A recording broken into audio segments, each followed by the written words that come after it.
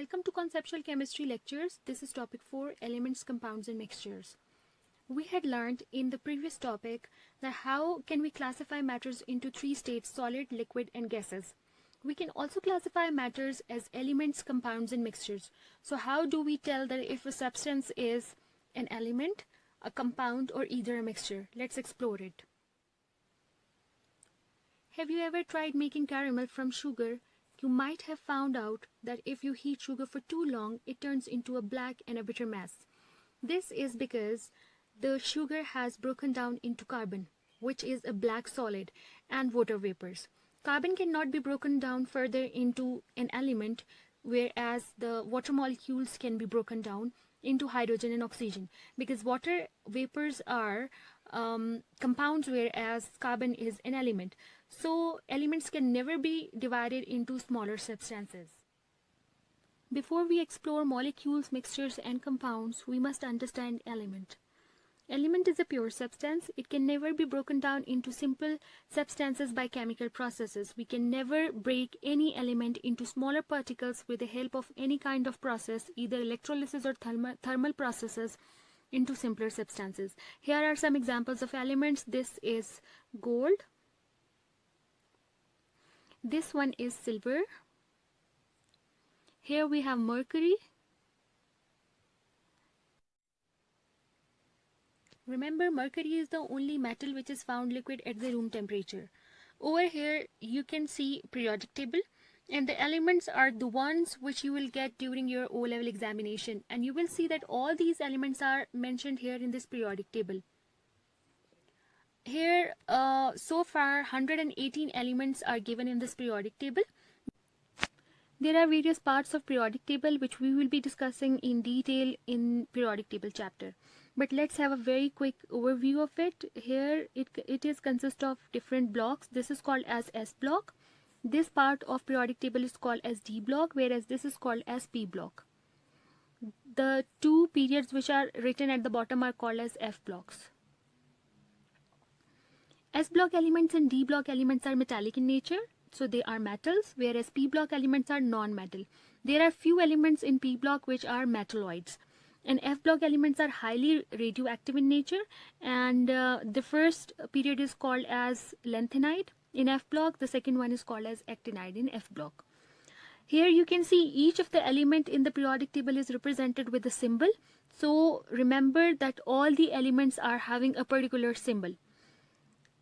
There are two values written. One is at the top of the symbol, whereas the second one is at the bottom of the symbol. So the value which is written at the top of the symbol will be nucleon number or atomic mass, whereas the value which will be written at the bottom of the symbol is called as proton number, or it is called as atomic number of the element, such as carbon number 12 and 6. 6 is its proton number and 12 is its nucleon number. There are chemical symbols which are representing elements. Remember, chemists use chemical symbols to represent all the elements. Each symbol may consist of 1 or 2 letters. Quite often you can also guess the symbol from the first 2 letters of the element's name. So it will be very easy for you to symbolize any element. Let's take an example. Calcium has a symbol Ca. These are the first 2 letters of its name, whereas carbon has the symbol C, which is the first letter of its name. Iron has a symbol Fe.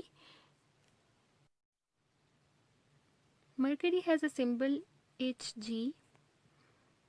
Neon has a symbol Ne. Silicon has a symbol Si. And sodium has a symbol Na, and so on. So each of element has a particular symbol which identifies that element. Next one is the checkpoint. This is the checkpoint. So what are the chemical symbols of the following pairs of elements? Magnesium, what it will be? It will be Mg. And manganese, it will be Mn. Sulfur is S, whereas silicon is Si. Zinc is Zn, and tin is Sn. Always remember the first letter will be capital, whereas the second letter will be smaller in each symbol. Next is classification of elements. Elements may be classified in several ways. Chemists often classify elements based on their metallic properties and non-metallic properties, or either their physical states. So, metallic properties, let me tell you what are metallic properties. Basically, whenever a substance loses its electron, so it gets a positive charge, and we used to say that it has metallic properties. So it means that all the elements which are present in S block or either D block are metallic in nature, because these are capable of losing their outermost orbit electron or their valence electron. So they are having metallic characters. Whereas non-metallic elements are all those elements which are having a tendency to accept electrons in order to fulfill their octet. So we can easily say that all the elements which are present in P block are basically non-metals because they are non-metallic in nature. And metalloids are like having sometime characteristics of metals and sometime some characteristics of non-metals. These are the examples. This is gold. It is a metal. And some other examples of metal are aluminum and mercury. Whereas this silicon is a metalloid, germanium is another example of it, and neon, helium gas, oxygen, bromine, carbon, and sulfur are the examples of non-metals. If we will talk about the physical properties of elements, so first of all we are going to see how do they look like, what's their appearance. So always remember, metals are lustrous. Why are they lustrous? Because they are having a very shiny surface. Whereas metalloids will always be lustrous as well, because they are also having a shiny surface. Non-metals will be non-lustrous because they are having a very dull surface. And examples, as you know, is carbon, sulfur. They will always be having a very dull surface. If we talk about the other physical property, which is physical state at RTP, which is room temperature and pressure, so solids will be solid at the room temperature except mercury. Mercury is the only metal which will be found as liquid at the room temperature, whereas metals, all the metals are solids at the room temperature. Metalloids are again solids at the room temperature, and non-metals will always be having gaseous structure. Sometimes they are volatile or sometimes they are solids. So volatile liquids are all those liquids which can easily evaporate at the room temperature, are called as volatile liquids. So metals are found as volatile liquids sometimes. Next property is melting and boiling point. Always remember, metals will be having a very high melting and boiling point. Why do they have a very high melting point? Because they are solid at the room temperature, and we know that the forces of attraction are very strong in solid state, so that's why it needs a lot of heat in order to break them up. Then the examples are, some of the examples are there which are having comparatively low melting and boiling point in metals, which are sodium, potassium, and mercury. Mercury is, we know that it is in the liquid state, whereas sodium and potassium will be having a little bit softer structure, so that's why they will be having less melting and boiling point, or low melting and boiling point. Metalloids will also have a very high melting and boiling point due to the bonds which are present in between them.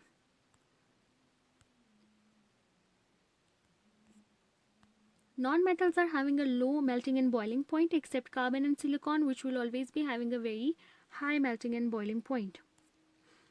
Next physical property is ductility, malleability, and sonorous property. Metals are always ductile, they are always malleable, and they are always sonorous in nature. Now, what is ductility? How metals are ductile? Actually, whenever a metal or a substance can easily be drawn into wire, it means that it is a ductile substance.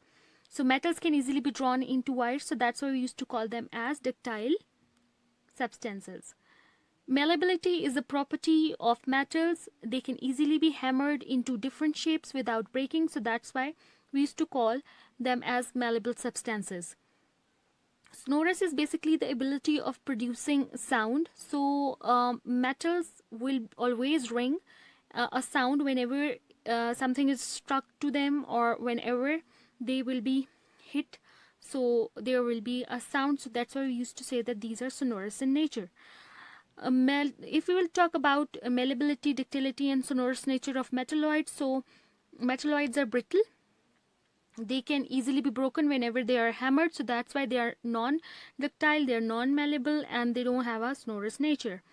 Non-metals are also brittle if they are solids. If they are liquids and gases, so they are not brittle, but if they are in the solid state, so they can easily be broken with the help of any kind of pressure.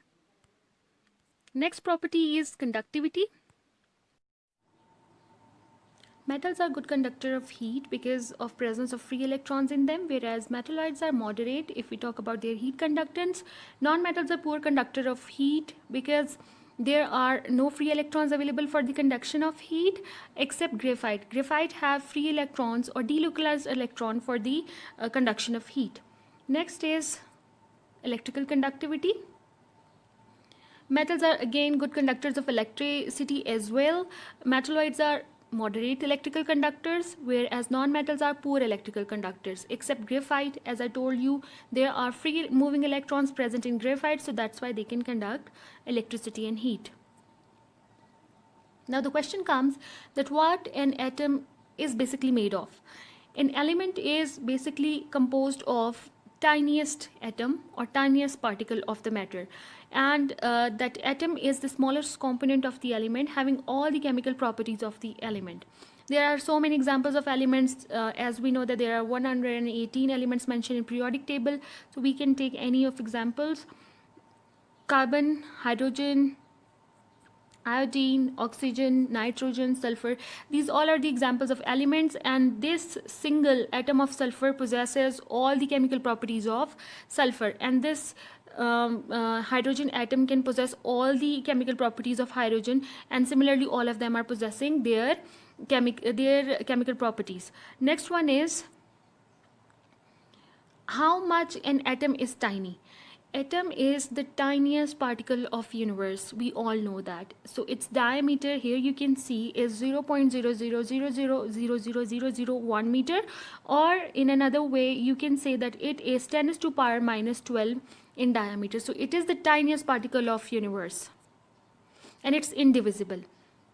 The word atom was coined by a philosopher whose name was Democritus, and the word atom was derived from atmos, which means indivisible.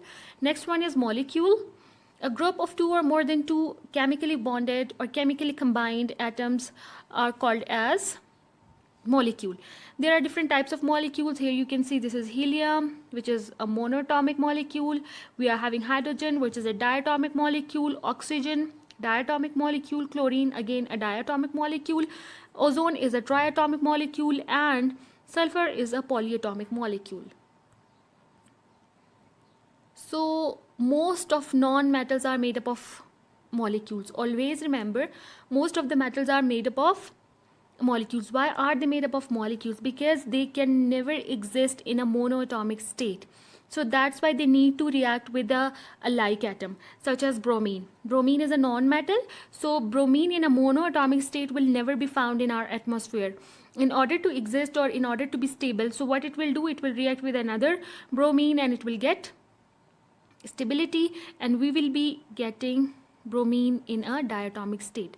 Same is the case with chlorine. Chlorine can never exist in a monoatomic state. It is again a non-metal. So what it will do, it will make a molecule and it will react and form Cl2. Some other examples are nitrogen, oxygen, hydrogen. But remember, all the noble gases will be existing in a monoatomic state because their octet is fully satisfied, so they don't need any other atom in order to transfer or either share electrons with it. If we talk about chemical composition of molecules, molecules are of different types. We are having monatomic molecules, we are having diatomic molecules, triatomic and polyatomic molecules. Mono means one. Whenever there is one atom, we used to say that it is monoatomic molecule, such as all the noble gases. Noble gases such as helium, neon, argon, krypton, xenon and radon are elements that exist as an individual atom. So that's why they come in the category of monoatomic elements. So we will say that they will never react with any of the elements in order to get stability, because already they are stable and they are having electronic configuration fully satisfied. Next one is diatomic molecules. Diatomic, di means two, so diatomic molecules are all those molecules which are composed of two atoms.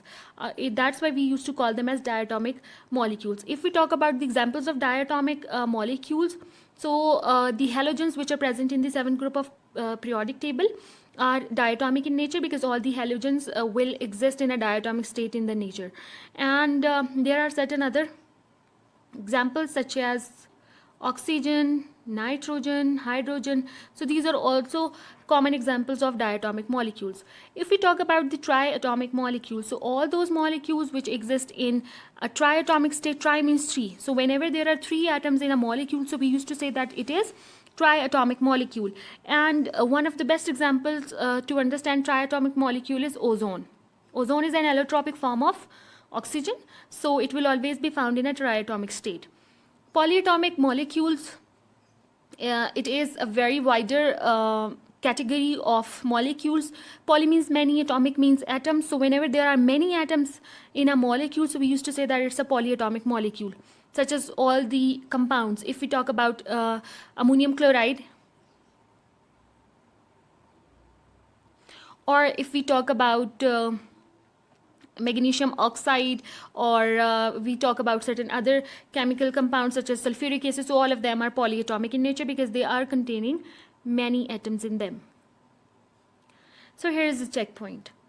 Using hydrogen gas as an example, explain how a molecule differs from an atom. As we know, atom is a single entity. So if we will talk about hydrogen atom, so we are basically talking about the single atom or one element of hydrogen, which is H. Or if we talk about hydrogen molecule, so it means we are talking about H2. Whenever hydrogen will react with another hydrogen in order to get stability, so it will be having this formula H2. This is a molecule, whereas this is an atom. So single element or single atom is called as an atom, whereas when there is a combination of 2 or 3 atoms and they're chemically bonded together, so that is called as a molecule. So this is the difference between atom and molecule. So this is it for this lecture. We will be continuing further in the next lecture. Thank you.